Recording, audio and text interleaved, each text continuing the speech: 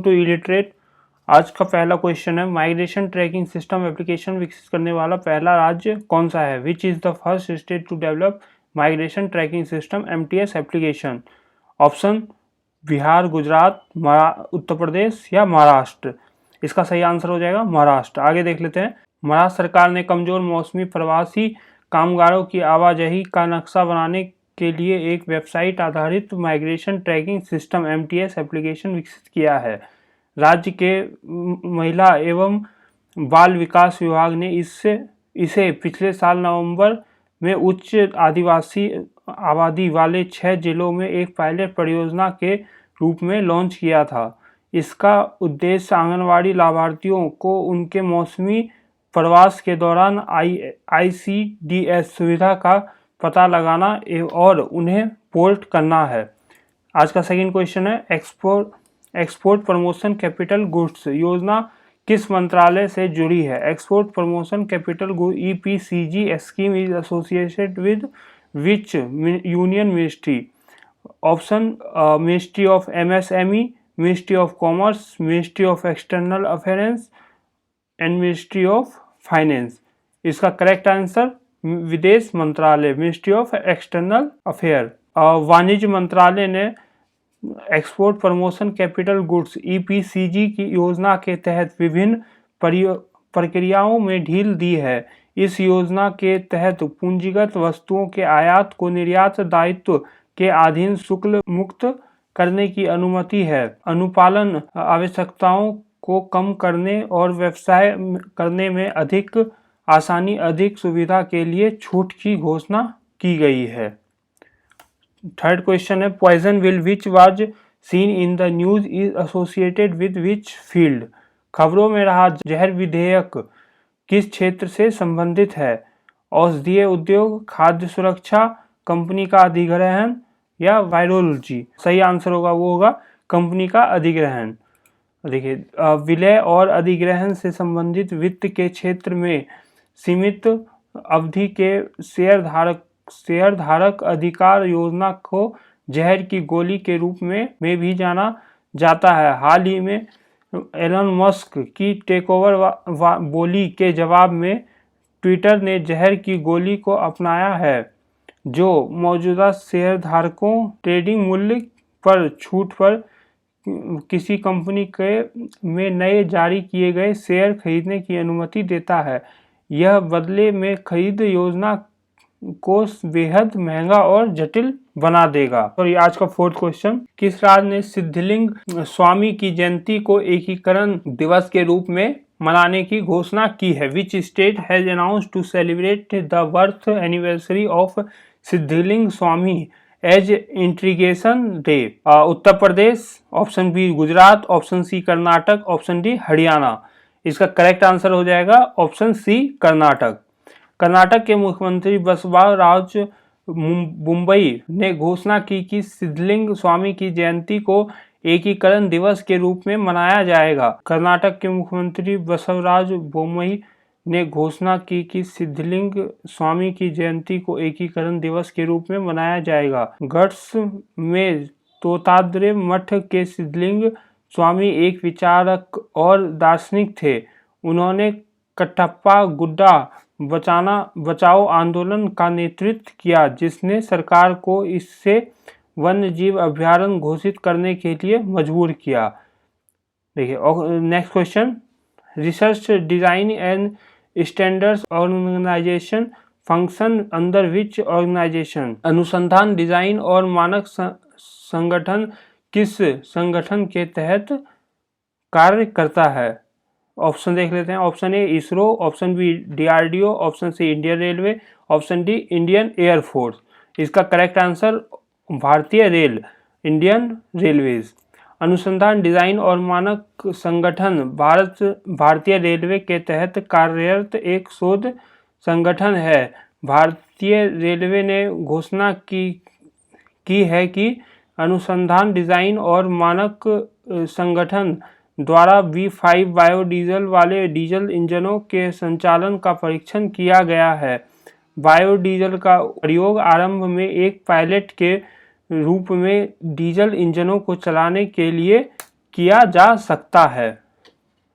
Next question, Samia Suluhu Hassan who was seen in the news recently is the first female president of which country? Samia Suluhu Hassan जिन्हें हाल में ही खबरों में देखा गया है, किस देश की पहली महिला राष्ट्रपति? और ये आपका स्टार क्वेश्चन हो जाता है क्योंकि ये पहली महिला राष्ट्रपति बनी है अपने देश की। ऑप्शन पढ़ लेते हैं। पहला ऑप्शन है south Africa, second option Tanzania, third option Libya, fourth option Egypt. तो इसका करेक्ट आंसर हो जाएगा तंजानिया। आगे देखते हैं, सामिया सुलूहू हसन तंजानिया की पहली महिला राष्ट्रपति है। यह पूर्वी अफ्रीकी क्षेत्र का सबसे बड़ा देश है और किलिमंजारो राष्ट्रीय उद्यान के लिए जाना जाता है। वह वर्तमान में अफ्रीका में सरकार की एकमात्र महिला प्रमुख है। हाल ही में देश के राष्ट्रपति ने कमला हैरिस से मुलाकात की। मतलब ये जो सामिया सुलूहू हसन है, जो संयुक्त राज्य अमेरिका की उपराष्ट्रपति बनने वाली पहली महिला और रंग की पहली महिला थी। इस बैठक से तंजानिया की ओर से अधिक निवेशकों के आकर्षित होने की उम्मीद है। पिछले राष्ट्रपति के विपरीत सामिया हसन ने सार्वजनिक रूप से खुद को शॉट लेकर कोविड टीकाकरण को प्रोत्साहित किया। अब नेक्स्ट क्वेश्चन, विश्व बैंक के अनुसार दैनिक व्यय सीमा क्या है जिसके नीचे एक व्यक्ति को अत्यधिक गरीबी में वर्गीकृत किया गया है? As per the world bank, what is the daily expense limit below which a person is classified to be in extreme poverty?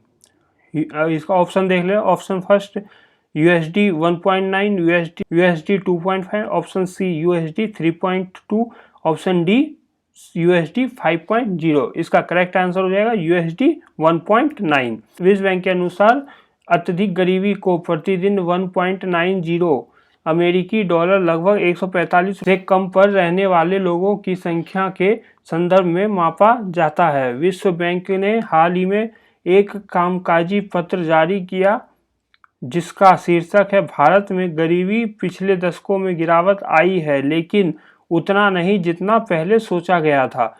Bharat में अत्यधिक गरीबी 2019 में पूर्व कोविड वर्ष में 2011 में 22.5% से घटकर 10.2% हो गई। ग्रामीण भारत में कमी की गति शहरी क्षेत्रों की तुलना में अधिक नाटकीय रही है। नेक्स्ट क्वेश्चन, कौन सा केंद्रीय मंत्रालय 1 लाख से अधिक आयुष्मान भारत स्वास्थ्य और कल्याण केंद्रों पर ब्लॉक स्तरीय स्वास्थ्य मेला का आयोजन करता है?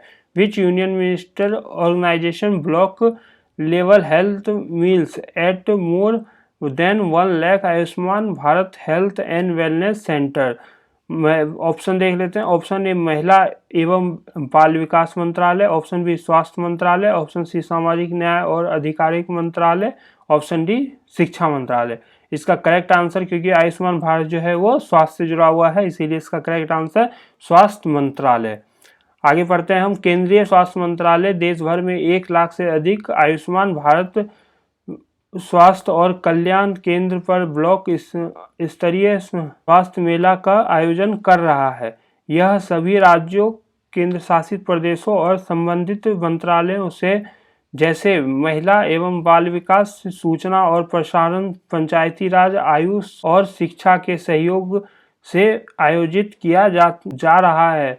आयुष्मान भारत स्वास्थ्य और कल्याण केंद्रों और टेलीमेडिसिन और टेली परामर्श के बारे में जागरूकता पैदा करने के लिए मेला आज़ादी का अमृत महोत्सव का हिस्सा है।